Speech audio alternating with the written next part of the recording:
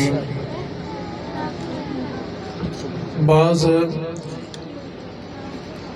علماء کے نزدیک مکہ افضل ہے اور بعض علماء کے نزدیک مدینہ افضل ہے۔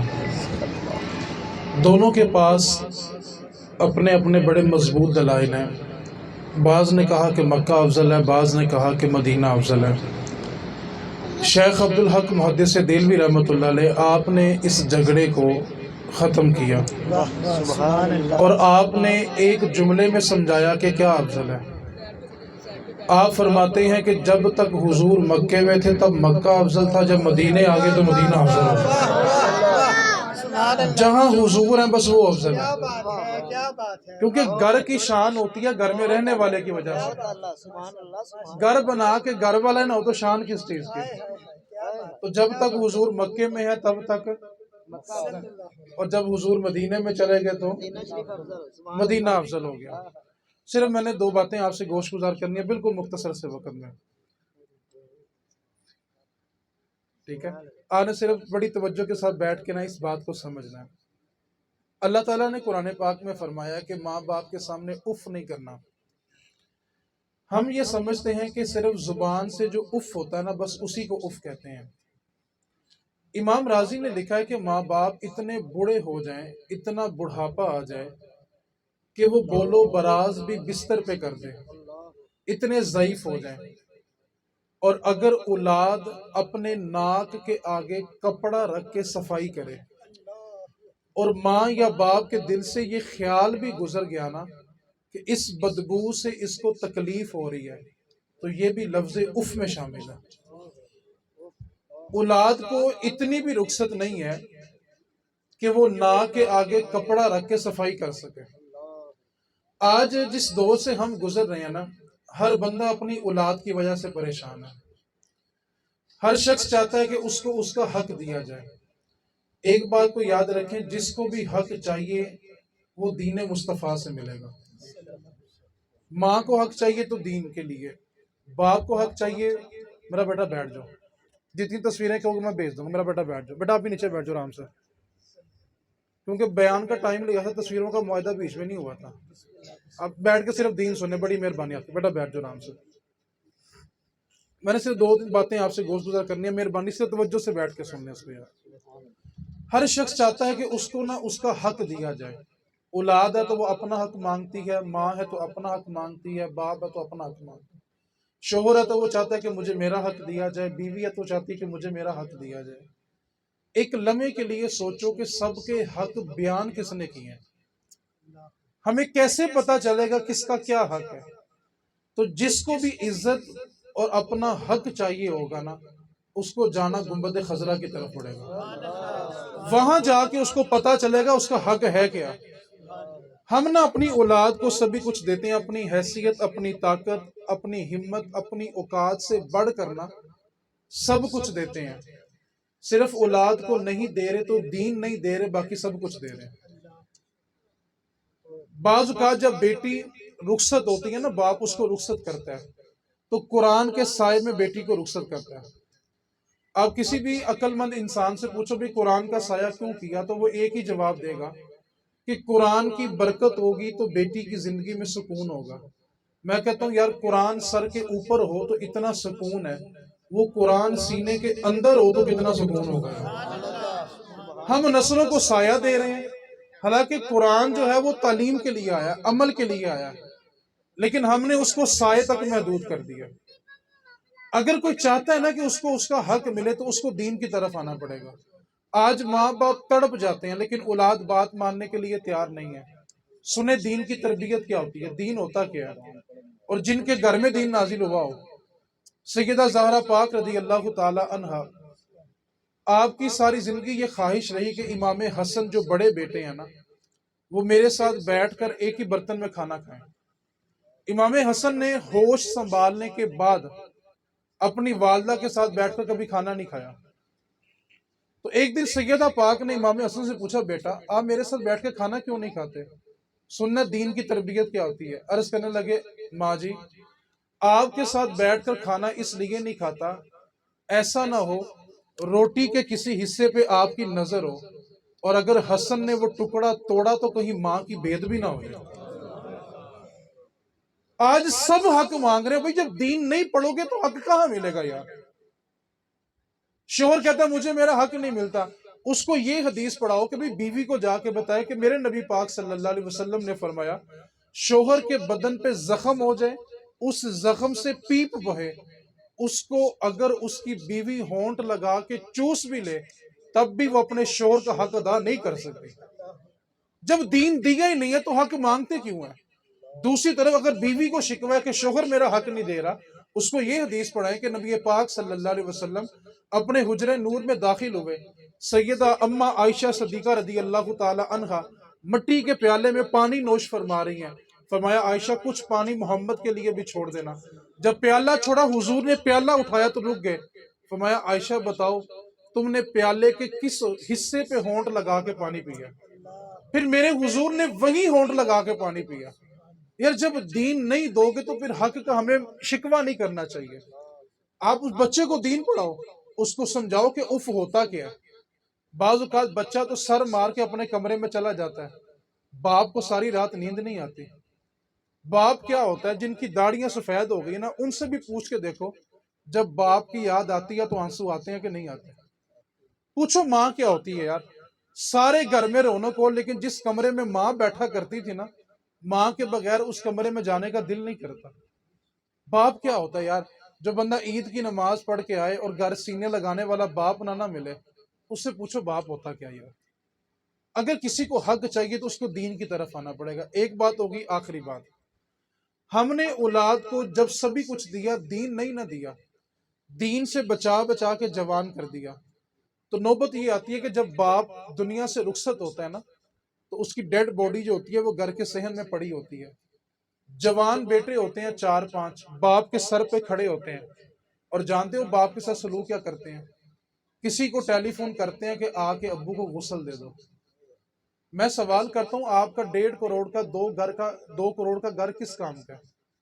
آپ کی 50 لاکھ کی گاڑی کس کام کی کہ مرنے کے بعد آپ کا بچہ بھی آپ کو ہاتھ نہ لگائے؟ یہ اس بندے کی غربت کی انتہا ہے جس کے مرنے کے بعد اس کا بچہ اس کو ہاتھ ہی نہیں لگا رہا۔ آپ تصور تو کریں اس باپ نے کمایا ہی کیا ہے کہ اس کے بچے بھی اس کو ہاتھ لگانے کے لیے تیار نہیں ہے۔ جس بچے کو آپ چوم چوم کے جوان کر رہے ہیں نا، وہ میرے بھائی باپ کے کفن کا کپڑا بھی بچے گھر میں نہیں رکھتے۔ جس صابن سے باپ کو نہلایا ہوتا ہے نا، بچے تو وہ صابن اپنے گھر میں نہیں رکھتے۔ ہم کس گمان میں ہیں؟ باپ کی موٹر سائیکل نشانی بن جاتی ہے، موبائل نشانی بن جاتی ہے، لیکن باپ کے بدن سے جو کپڑے اترتے ہیں نا اس کو گھر میں کوئی نہیں رکھتا۔ آپ اولاد کو سبھی کچھ دیں، اپنی حیثیت اپنی طاقت سے بڑھ کر دیں، لیکن اگر دین نہیں نہ دیں گے تو ایک بات کو یاد رکھیں، اگلے گھر میں جانا بڑا مشکل ہو جائے گا۔ وہ ایک علاقہ تھا، اس علاقے کا دستور یہ تھا کہ وہ 1 سال کے لیے اپنا بادشاہ منتخب کرتے تھے، اور جب کسی کو بادشاہ بناتے تھے تو ساتھ اس کو بتاتے تھے کہ ہم نے سال کے بعد تمہیں زنجیروں میں جکڑ کے سامنے جو جنگل ہے اس میں چھوڑ آنا ہے، اور درندے تجھے نوچ نوچ کے کھا لیں گے۔ اب جو بادشاہ سیٹ پر بیٹھتا تھا وہ سارا سال نشے میں نہ دھت رہتا تھا، اور اس کو شعور نہیں ہوتا تھا کہ میں نے سال کے بعد کہاں جانا ہے۔ جب سال مکمل ہوتا تو وہ زنجیریں لے کے آتے، بادشاہ کو جکڑتے اور درندوں کے سامنے پھینک آتے، اور ان کا دستور تھا کہ جب صبح سورج نکلنے کے بعد پہلا بندہ جو ان کو دریا کے کنارے نظر آتا تھا اس کو وہ اگلے سال کا نیا بادشاہ بناتے تھے۔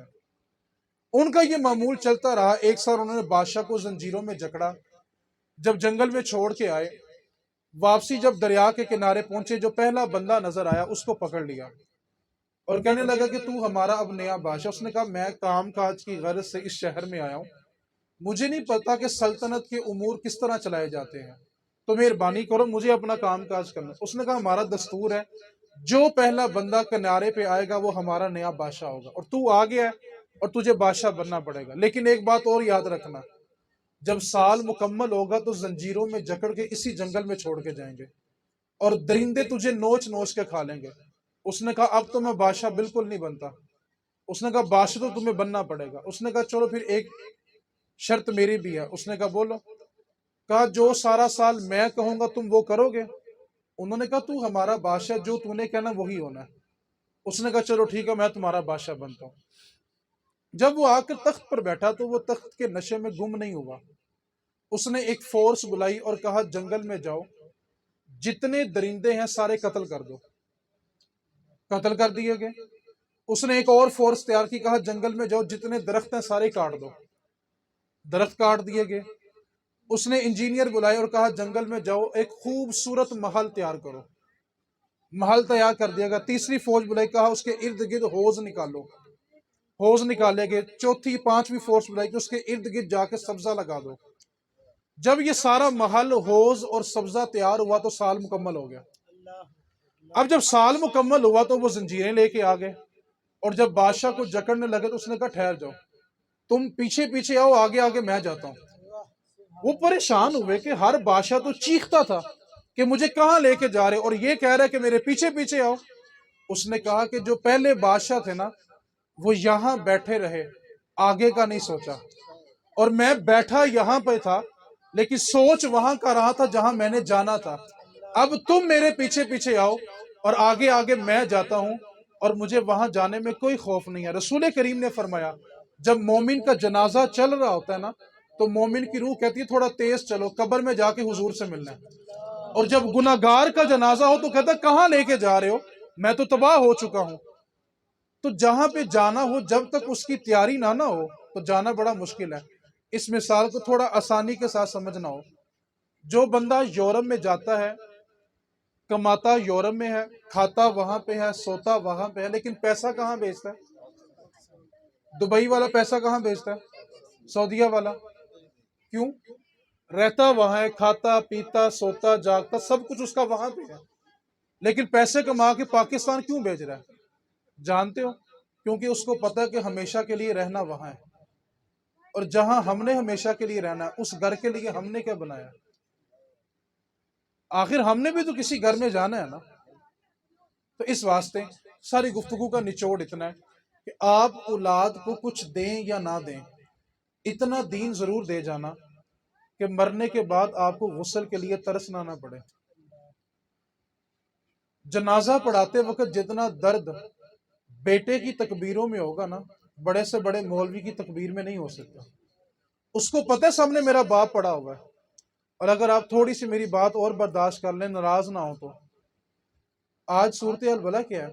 بیٹا جب ماں یا باپ کو دفن کر کے گھر آتا ہے نا، تو اس کو ساری رات سوچ بھلا کیا ہوتی ہے؟ صبح چنے لینے کے لیے منڈی جانا ہے، فروٹ لینے کے لیے منڈی جانا ہے، دیگوں کا سامان لینے جانا ہے۔ کاش ہم اپنی نسلوں کو یہ فکر دے کے جاتے کہ جب ہمیں دفن کر لو، چنوں کی فکر ہو یا نہ ہو، کم از کم اتنی فکر کرنا کہ تیرا باپ قبر میں حساب دے رہا ہے۔ ہم نے نسلوں کو یہ فکر کیوں نہیں دی کہ ہمارے لیے فروٹ لانا یا نہ لانا؟ کم از کم ہماری قبر پہ آ کے قرآن تو پڑھ لینا۔ وہاں ماں یا باپ قبر میں حساب دے رہے ہوتے ہیں، اور بچے کو فکر ہوتی ہے کہ میں نے فروٹ لینے کے لیے جانا ہے۔ جو رسم و رواج ہم بچوں کو دے کے جا رہے ہیں نا، کل کو ہمیں بھگتنے پڑیں گے۔ آج اہل سنت والوں کی طرف سے آپ کی میری کمپنی سے میں پریشان نہیں ہونا، لیکن دین خالص بیان ہوگا، کیونکہ ہمارے پاس جس نبی کا ممبر ہے نا، کل کو ہم نے نبی کا سامنا بھی کرنا ہے۔ نقصان یہ ہوا کہ ساری زندگی عوام ہی راضی کی ہے۔ ہم نے نسلوں کو کیا رسم و رواج دے دیے؟ آج اس کو فکر ہی نہیں کہ میری ماں میرا باپ قبر میں حساب دے رہا ہے۔ آج اہل سنت کی طرف سے ظلم کیا ہوا؟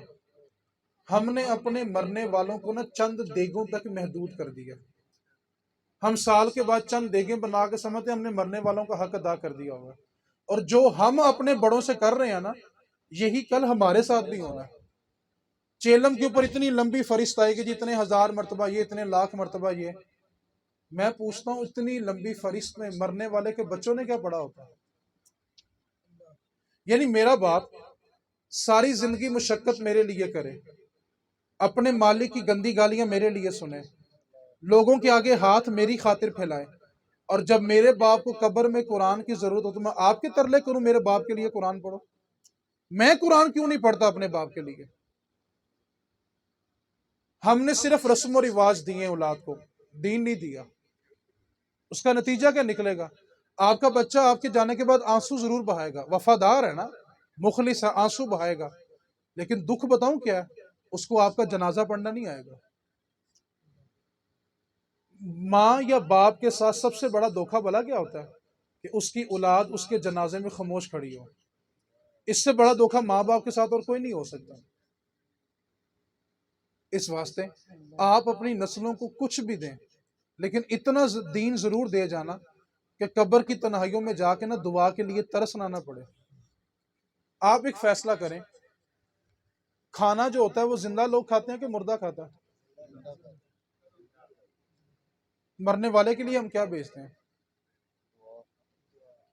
دعا کی بھلا کیا صورتحال ہے؟ جتنا پیسہ اتنے ہاتھ نیچے ہیں۔ جس کو اللہ نے دولت دی اس نے اللہ سے مانگنے میں شرم محسوس کر لی۔ دعا کی اگر میں تفصیل بیان کروں گا تو آپ نے ناراض ہو جانا ہے۔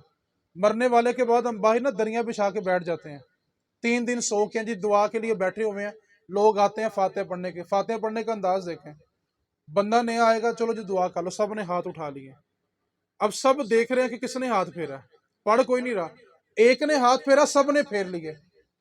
جس سے مانگا اس کو دھوکہ دیا کہ جس کے لیے مانگا اس کو دھوکہ دیا۔ یعنی میری دعا پوری ہوئی یا نہیں ہوئی، میں نے اس کو دیکھا ہاتھ پھیری تو میں نے بھی ہاتھ پھیر لیا۔ کس کو دھوکہ دے رہے ہیں؟ اس واسطے میں صرف اتنی گزارش کرنا چاہوں گا، اپنے بچوں میں سے نا ایک بچے کو دیندار ضرور بنائیں۔ آپ مجھے ایک بات بتائیں، خاندان میں ایک ڈاکٹر ہو، سارا خاندان فائدہ اٹھاتا ہے کہ نہیں؟ ایک انجینئر ہو، بولو نا یار، خاندان دے وچ ایک کپڑے دی دکان ہوئے تے سارے خاندان دی، ایک میک اپ والا ہوئے تے سوچو اگر ایک عالم دین ہو تو یار۔ میں بات کو تھوڑا اور آسان کر دیتا ہوں، توجہ کریں گے تو بات کا مزہ آئے گا۔ مرنے والے کا بچہ اگر ڈاکٹر ہو تو جنازے میں زیادہ لوگ کون آئیں گے؟ انجینئر ہو تو، دکاندار ہو تو، سوچو بیٹا اگر حافظ قرآن ہو تو، عالم دین ہو تو، جہاں تک نگاہ اٹھاؤ گے ساری دستاریں نظر آئیں گے۔ یا جب اتنے علماء جنہوں نے سینوں میں قرآن حدیث کو چھپا لیا پیچھے ہاتھ باندھ کے کہہ رہے ہوں گے اللہ دی بخشش کر دے، بتاؤ مرنے کا مزہ آیا کہ نہیں آیا یار؟ میں اس کی اور مثال آسان کر دیتا ہوں۔ آپ نے دیکھا ہوگا کہ جو حافظ قرآن ہوتا ہے نا، وہ قرآن کیسے پڑھتا ہے؟ الرحمن علم القرآن خلق الانسان علمہ البیان، ایسے ہل کے پڑھتا ہے کہ نہیں پڑھتا؟ ریاضی پڑھنے والا کیوں نہیں ہلتا؟ کیمسٹری پڑھنے والا کیوں نہیں ہلتا؟ انگلش پڑھنے والا کیوں نہیں ہلتا؟ صرف حافظ ہی کیوں ہل رہا ہے؟ حدیث پاک سنیں آپ کو مزہ آئے گا۔ برطانیہ کے اندر برطانیہ کے اندر جس بندے کو سب سے بڑا پروٹوکول دینا ہو نا، اس کے لیے اس کے قدموں کے نیچے نا سرخ رنگ کا قلین بچھایا جاتا ہے، اور اس کو اس قلین پر بطور اعزاز لایا جاتا ہے کہ یہ ہمارے ملک کا سب سے بڑا پروٹوکول ہے۔ یعنی کسی نے کسی کو بڑی عزت دینی ہو تو اس کے قدموں کے نیچے پھول بچھا دیتا ہے کہ بڑی عزت سے اس کو نوازا گیا ہے۔ اب میرے نبی کی حدیث پاک سنیں، میرے نبی پاک نے فرمایا کہ جب کوئی دین کا علم سیکھنے والا اپنے گھر سے نکلتا ہے، اللہ کے نورانی فرشتے اپنے پر اس کے قدموں کے نیچے بچھا دیتے ہیں۔ وہ فرشتوں کے پروں پہ چل کے آگے دین پڑھ رہا ہوتا ہے۔ اب سنو حافظ ہلتا کیوں ہے، ریاضی پڑھنے والا کیوں نہیں ہلا، کیمسٹری والا، فزکس والا، بایولوجی والا یہ کیوں نہیں ہلتے؟ حافظ کیوں ہلتا ہے؟ کیونکہ وہ فرشتوں کے پروں پہ بیٹھ کے پڑھ رہا ہوتا ہے۔ جیسے جیسے فرشتے کے پر ہلتے ہیں اوپر حافظ قرآن ہل رہا ہوتا ہے۔ یار آپ نسلوں کو سب کچھ دیں، کم از کم دین تو دینا یار۔ ایک بچہ عالم بناؤ، خدا کی قسم اس کی قیمت آپ کو مرنے کے بعد پتا چلے گی۔ آپ کو سمجھ آئے گی کہ ہم نے اپنے بچے کو دیے کیا تھا۔ ایک بات تو مجھے بتائیں، توجہ سے سنیں، 4 بیٹے ہیں، ایک ڈاکٹر ہے، ایک انجینئر ہے، ایک وکیل ہے، ایک عالم ہے۔ جب کسی کا انتقال ہوتا ہے کوئی ڈاکٹر کو ڈھونڈتا ہے، انجینئر کو کی کہتے ہیں یار لاما صاحب ڈھب کے لے آؤ یار۔ یار دنیا کمانے کے لیے ہم نے سب کچھ کیا۔ اور ایک بات تو یاد رکھیں، عالم بنانے کا مطلب یہ نہیں ہوتا کہ وہ دنیا چھوڑ دے۔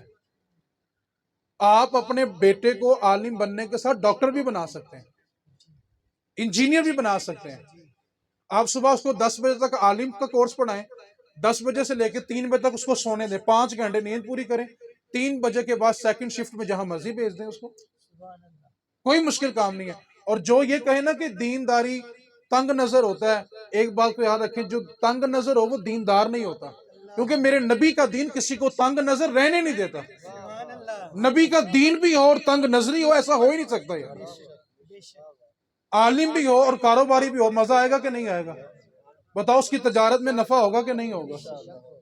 اس واسطے آپ سے صرف میں یقین کریں بہت کم جگہ ایسا ہوتا ہے. یہ میں کوئی خوش آمدی بات نہیں کر رہا، میرے مزاج سے میرے پرانے ساتھی واقف ہیں، میرے منہ چو تعریف گھٹ ہی نکل دیا. ٹھیک ہے، میں خوش آمدی طور پہ واللہ جتنی رونق یہاں کے بچوں کے چہروں پہ ہے نا، بہت کم جگہ پہ ہوتی ہے. میں بس بھائی جان سے ایک ریکویسٹ کی ہے، ٹھیک ہے، آپ کو میں کوئی نہیں بتا رہا، ٹھیک ہے، آپ نے دعا کرنے کے وہ قبول ہو جائے. ہوں دس دیا کہ رہن دیں جی. یقین کریں میں کوئی کسی کی تعریف بہت کم کرتا ہوں. کیوں بلا؟ تعریف کرنی چاہیے، یہ نہیں کہ میں کوئی تنگ نظر ہوں. بعض کا نا وہ تعریف اگلے کو ہضم نہیں ہوتی، موشن لگ جاتے ہیں. ٹھیک ہے، آج کل یہ بھی بڑا سیاپا ہے. یقین جریں محفل میں جتنی کیفیت بنی ہے بچے کے پڑھنے کے بعد بنی ہے. آپ نے محسوس کیا کہ نہیں کیا؟ میں نے ان سے ریکویسٹ کیا یار آپ اپنے بچے کو عالم دین بنا دو یار، آپ اس کو عالم بنا دو. اس سودے کا جو نفع ہے نا، کچھ ہم نا بزنس ایسے کرتے ہیں کہ ہم کہتے ہیں یار میری نسلیں بھی بہ کے کھان. بزنس کرنے کا اصول کیا ہوتا ہے کہ نسلیں بھی بہ کے. یہ ایسا بزنس ہے ساری زندگی نسلیں کھاندیاں رہندیاں. خدا کی قسم آپ کی قبر پہ کوئی فاتحہ پڑھنے آئے یا نہ آئے، بیٹا آپ کا کہیں بھی بیٹھا ہوگا نا، جب وہ میرے نبی کی حدیث پڑھے گا، حضرت عیسیٰ علیہ السلام ایک قبر کے قریب سے گزرے تو قبر میں نا بڑا سخت عذاب تھا. چند دن کے بعد دوبارہ گزرے تو اور اللہ کی رحمتیں نازل ہو رہی ہیں. روح کی عرض کی مالک مولا 13 بندہ قبر تھی، عذاب تھا، اچانک رحمتیں. میں مفہوم سنا رہا ہوں. اللہ تعالیٰ نے جبریل کو بھیجا کہ جا کے بتاؤ عیسیٰ کو کہ معاملہ کیا ہے. آ کے عرض کی عیسیٰ یہ جو بندہ قبر میں پڑا ہوا ہے نا بڑا گناہ گار تھا، گناہوں کی وجہ سے اس پہ عذاب تھا. عیسیٰ علیہ السلام نے پوچھا جبریل پھر یہ اللہ کی رحمت اتنا نور کیسے؟ کہنے لگے کہ اس کی بیوی کی گود میں نا اس کا بچہ تھا، اور مرتے وقت کہہ کے آیا تھا کہ جب یہ بولنے کے قابل ہونا تو اس کو عیسیٰ کی آسمانی کتاب ضرور پڑھانا. آج استاد نے کہا پڑھ بسم اللہ الرحمن الرحیم، بچے نے پڑھا بسم اللہ الرحمن الرحیم. تو رب فرما رہا ہے جس کا بچہ مجھے رحمان اور رحیم کہے، مجھے حیا آتی ہے کہ اس کے باپ کو قبر میں پھر عذاب دوں میں. پیچھے کو رحمان اور رحیم پکارنے والا تو ہونا یار. مولا علی فرمایا کرتے تھے جب کسی سے دوستی لگاؤ نا تو اس بات کا خیال رکھنا تم اپنے جنازے کی پہلی صف جمع کر رہے ہو. جیسے تمہارے دوست ہوں گے تمہاری جنازے کی پہلی صف ویسی ہوگی.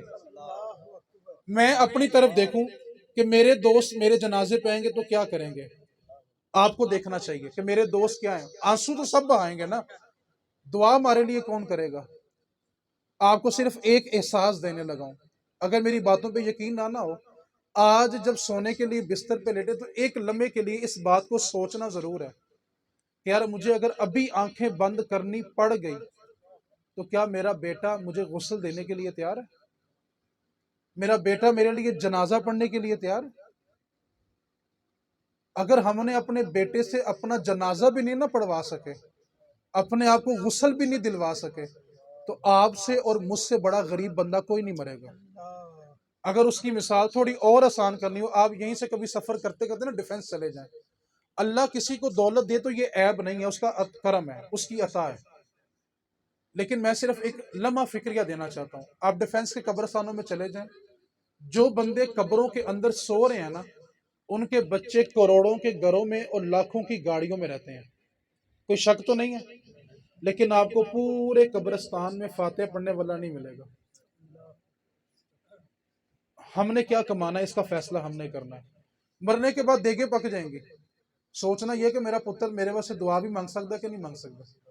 اس کو چنوں کی فکر ہے کہ باپ کے حساب کی فکر ہے. سوچو جس کے سرانے بیٹھ کے بیٹا قرآن پڑھ رہا ہو، نیچے ماں یا باپ حساب دے رہے ہوں، بتاؤ کرم ہوگا کہ نہیں ہوگا؟ میرے نبی کا فرمان جب بندہ آسمان کی طرف دیکھتا نا رات کے وقت تو جگہ جگہ ستارے جو ہیں وہ بل بلاتے چمکاتے ہیں. تو میرے نبی پاک نے جس طرح زمین والوں کے لیے آسمان کے ستارے چمکتے ہوئے اچھے لگتے ہیں، اسی طرح جب آسمان کے فرشتے زمین کی طرف دیکھتے ہیں نا تو وہ گھر ستاروں کی طرح چمک رہے ہوتے ہیں جس گھر میں اللہ کا قرآن پڑھا جا رہا ہوتا ہے. اب سوچو باپ کی قبر ہو، نیچے حساب ہو، اوپر بیٹا قرآن پڑھ رہا ہو. بتاؤ نیچے باپ پہ کرم ہوگا کہ نہیں ہوگا؟ جس کا بچہ مجھے رحمان اور رحیم کہے۔ آپ نے اپنی نسلوں کو رسم و رواج دینے ہیں یا دین دینا، اس کا فیصلہ آپ نے کرنا ہے، ٹھیک ہے؟ اس واسطے اتنا دین ضرور دیں، اتنا دین کہ یار ہمیں نہ مرنے کے بعد ترسنا نہ پڑے۔ یار خدا کی قسم، بڑے بڑے لوگ دیکھے ہیں، دولت والے بھی دیکھے، عزت والے بھی دیکھے ہیں، لیکن غربت کی انتہا بلا کیا ہوتی ہے؟ سگے پتر کپڑے بھی پیو دے انج چک دے جائے۔ کیا کمایا یار؟ آپ نے بستر پہ جا کے ایک چیز سوچنی ضرور ہے کہ میں نے اب تک کیا کمایا؟ کیا میری بیٹیاں صرف میرے جنازے پہ روئیں گی کہ میرے لیے کچھ پڑھ بھی سکتی ہیں؟ اس واسطے اپنی نسلوں کو دین دے دیں یار، اپنی نسلوں میں سے ایک بچے کو عالم بنا دیں۔ خدا کی قسم، اس سودے کا نفع کیا ہے وہ آپ کو قیامت میں پتہ چل جائے گا یار۔ بتاؤ نفع کیا ہے؟ صرف ایک حدیث اور دعا کی طرف میں جا رہا ہوں، ایک حدیث توجہ سے سننی ہے۔ رسول کریم صلی اللہ علیہ وسلم نے فرمایا، میری طرف دیکھیں پھر حدیث سمجھ آئے گی، یہ پل صراط ہے اور پل صراط کے بالکل نیچے جہنم ہوگی۔ جہنم اتنی وسیع ہے کہ میرے نبی نے فرمایا کہ جہنم کی 70,000 لگامیں ہیں اور ایک ایک لگام کو 70,000 فرشتے کھینچ کے لائیں گے۔ اتنی بڑی جہنم ہے۔ آج دنیاوی آگ 5 منٹ جل جائے نا، اس کے اوپر پڑے برتن کو ہم چھو نہیں سکتے، اور جہنم کی آگ کو 3,000 سال جلایا گیا ہے۔ میرے نبی پاک نے فرمایا کہ بالکل جہنم کے اوپر نا پل صراط رکھا جائے گا۔ میں صرف مفہوم سنانے لگا ہوں۔ جہاں پل صراط سے لوگ اتریں گے نا، بالکل سامنے جنت کا دروازہ ہوگا۔ اب جہنم کے اوپر پل صراط ہے، پل صراط سے سامنے جنت ہے۔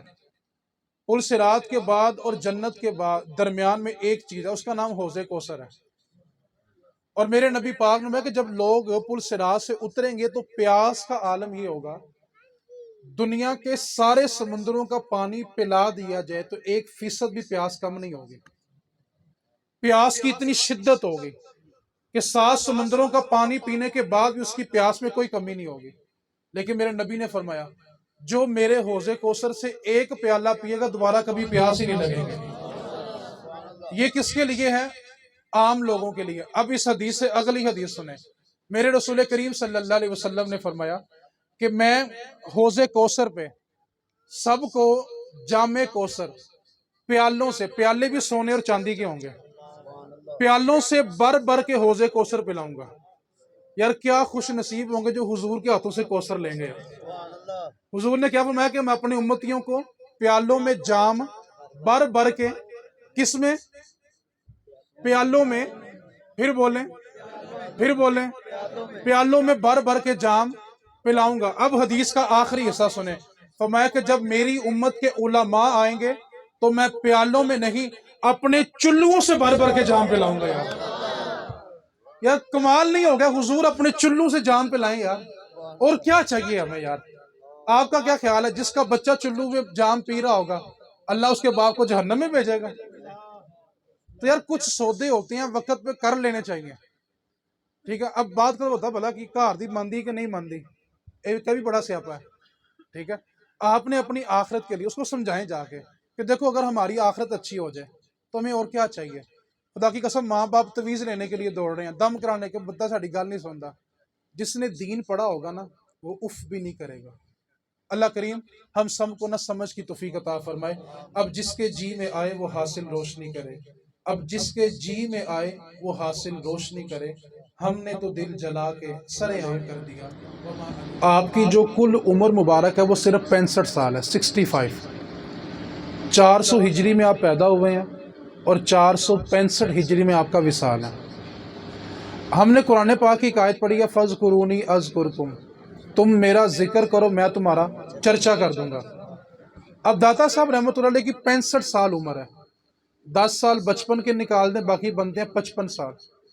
داتا صاحب نے 55 سال اللہ اللہ اللہ اللہ کیا ہے، 1000 سال ہو گئے ہیں اللہ داتا داتا داتا کرواتا ہی چلا جا رہا ہے۔ یہ ہے فَاذْكُرُونِي أَذْكُرْكُمْ، تم میرا ذکر کرو میں تمہارا۔ داتا صاحب کا صرف ایک پیغام یاد رکھیں۔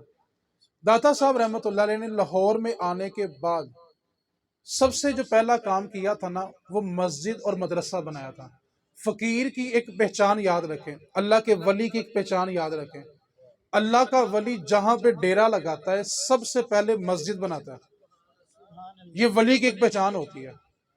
اس کے بعد وہ مدرسہ بناتا ہے جہاں پہ لوگ آ کے دین سیکھیں۔